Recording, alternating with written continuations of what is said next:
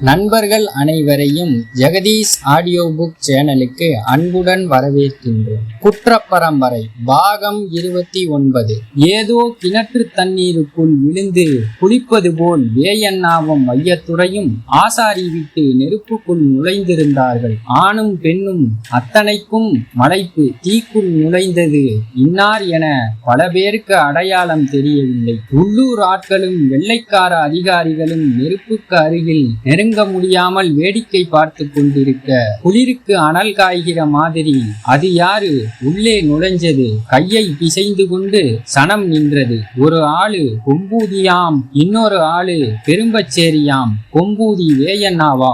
அதுதானே உள்ளூர் ஆளுக்கு ஏது இவ்வளவு தைரியம்?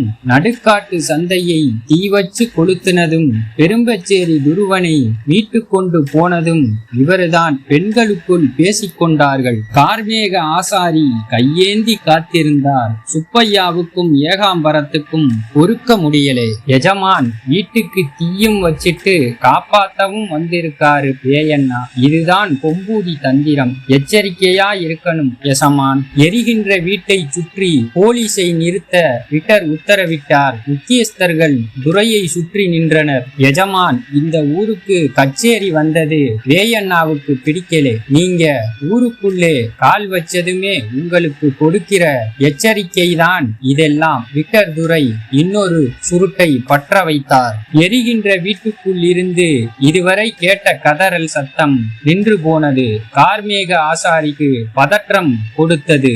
என்ன ஆச்சோ? வீட்டை வளைத்து நின்ற போலீஸ்கள் ஜனங்களை நெருங்க விடாமல் விரட்டி கொண்டிருந்தார்கள். பற்றி எரிந்து கொண்டிருந்த வீட்டு தலைவாசலை நிலைக்கதவை ஓங்கி மிதித்து செருப்பு கால்களால் நெருப்பு பாலங்களை நொறுக்கியபடி வேயண்ணாவும் மையத்துறையும் வெளிப்பட்டார்கள். ஆசாரி பெஞ்சாதியின் தலைப்புறத்தை வேயண்ணாவும் கால்புறத்தை வையத்துறையும் ஏந்தி தூக்கி கொண்டு இமைக்கு முன் தீயை கடந்தார்கள். தாயி என கத்திக்கொண்டு ஆசாரி ஓடினார். ஓரத்தில் பக்குவமாக கிடத்தினார்கள். சனம் சுற்றி கூடியது. வெள்ளைக்கார சார்ஜன் கண் சிமிட்டலில் போலீஸ் மொத்த கூட்டத்தையும் சுற்றி வளைத்து நிறுத்தியது. கூட்டத்துக்கு நடுவில் நின்ற வேயண்ணாவுக்கும் வையத்துறைக்கும் கைகால் ரோமங்களில் மேலோட்டமான கருகல்கள், வேட்டி நுனிகளில் தீக்கரை, உடம்பெல்லாம் வியர்த்து ஊற்றியிருந்தது. நிறைமாத கர்ப்பிணி முகம் வாடி மூச்சியாகி கிடந்தாள். தாயி என் ராசாத்தி அம்மா. கார்மேக ஆசாரி மனைவியின் முகத்தை தொட்டு ஆட்டினார். குளிர் என கை தண்ணீரை முகத்தில் அடிக்கவும் மெல்ல கண் விழித்தாள். அம்மா என் செல்வம். கார்மேக ஆசாரிக்கு கண்ணீர் ஓடியது. ஏறிட்டு வேயண்ணாவையும் வையத்துறையும் கையெடுத்து கும்பிட்டார். பச்சமுத்து ஓட்டி வந்த தானிய வண்டி பெரும்பச்சேரியில் இறங்கி கொண்டிருந்தது. வண்டி நிறைய தானியத்தை பார்த்த பெரும்பச்சேரி சனத்துக்கு ஒன்னும் புரியலே. எல்லோரும் ஓடி வந்து வண்டியை சுற்றி நின்றார்கள். நிமிர்ந்த வாக்கில் இறங்கிய பச்சமுத்து எல்லோரையும் ஒரு சுற்று பார்த்தான். பட்டினி கிடக்கும் சனங்களின் முகம் வாடி போயிருந்தது. மனதுக்குள் ஒரு கணக்கு போட்டான். கொம்பூதிக்கார கோட்டி பயிலுக கொள்ளையடிக்கிற பொருளை கொடுக்கிறான். அவனுக்கு இறை போடுறது சரிதான். இந்த பெரும்பச்சேரி பயலாலே நமக்கு என்ன லாபம்? ஒன்னும் கிடையாது. ஆனாலும் வேயண்ணா சொல்லிட்டாரே, என்னைக்காவது ஒரு நாள் இவங்களாலும் நமக்கு காரியமாகும். சுற்றி நின்ற ஜனங்களின் திருவேட்டை முன்னே வந்தான். வாங்க முதலாளி, வண்டி வந்திருக்கே. என்ன விவரம்? வண்டி நிறைய தானியம் பா.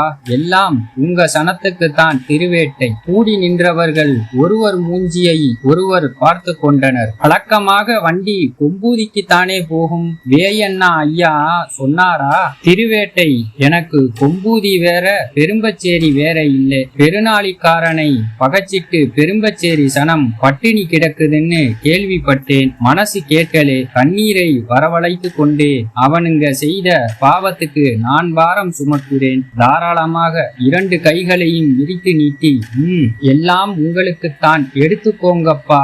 உருகி முடிந்தான் பச்சமுத்து. ஜனம் பச்சையாக பறந்து கையில் கிடைத்த சட்டி பெட்டிகளில் எல்லாம் தானியத்தை அள்ளி நிரப்பினார்கள். போலீஸ் சுற்றி வளைத்திருந்த கூட்டத்தை விலகி நிற்கும்படி விட்டர் துரை கைகாட்டினார். கண்ணீர் ஓட வேயண்ணாவை பார்த்து கையெடுத்து கும்பிட்டு கொண்டிருந்தார் கார்மேக ஆசாரி. கண் விழித்த பெஞ்சாதியும் கை கண்ணிறைய கும்பிட்டாள். விக்டர் குழம்பி போய் நின்றார். கார்மேக ஆசாரி ஒரு முட்டாள் பைய எசமான். வீட்டுக்கு தீ வச்ச வேயண்ணாவையே கையெடுத்து கும்பிடுகிறான் பாருங்களேன். சத்தம் வெளியே கேட்காமல் ஏகாம்பரம் சிரித்து வைத்தார். கருகிய முடிகளை துடைத்து கொண்ட வேயண்ணா கார்மேக ஆசாரியின் தலையை தொட்டு, கார்மேகம், உன் பொஞ்சாதிதான் வெளியே வந்துட்டாளே, அப்புறம் ஏன் அழுகிறே, தடவி கொடுத்தார். கேட்டதும் கார்மேக ஆசாரிக்கு மேற்கொண்டு கண்ணீர் பெருக்கெடுத்தது. எல்லாவற்றையும் விக்டர் துரை உன்னிப்பாக கவனித்துக் கொண்டிருந்தார். கூட்டத்தை கலைத்து வேயண்ணாவை பிடிக்க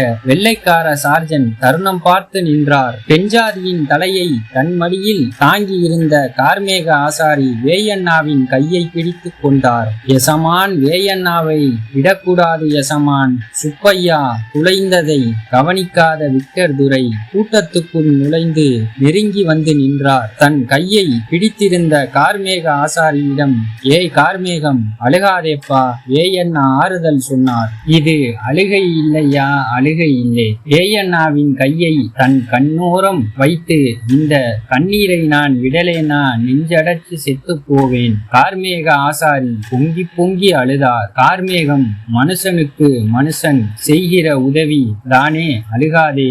இந்த ஊரிலேயும் தான் மனுஷங்க இருக்கிறோம். ஊரே கூடி ஓடியும் ஆடியும் ஒன்னும் நடக்கலையே. உள்ளூர் ஆட்கள் தலை திருப்பி எங்கோ பார்த்தார்கள். விக்டர் துரை எல்லாவற்றையும் கவனித்துக் கொண்டு நின்றார். கொல்லம்பட்டறை துருக்கியிலே இருந்து கிளம்பின தீப்பொறி கூரையிலே தாவி ஆடி காத்துக்கும் அடிக்கிற வெயிலுக்கும் அரை கணத்திலே லாவிருச்சு. நான் ஒரு முட்டாப்பைய. பட்டறை சாமான்களை ஒதுங்க வச்சிட்டு நிமிர்ந்து பார்த்தா வீடே எரியுது. பெஞ்சாதியின் தலையை போதினார். இவளை திரும்ப உயிரோட பார்ப்பேன்னு நினைக்கலையா, நினைக்கலே ஐயா.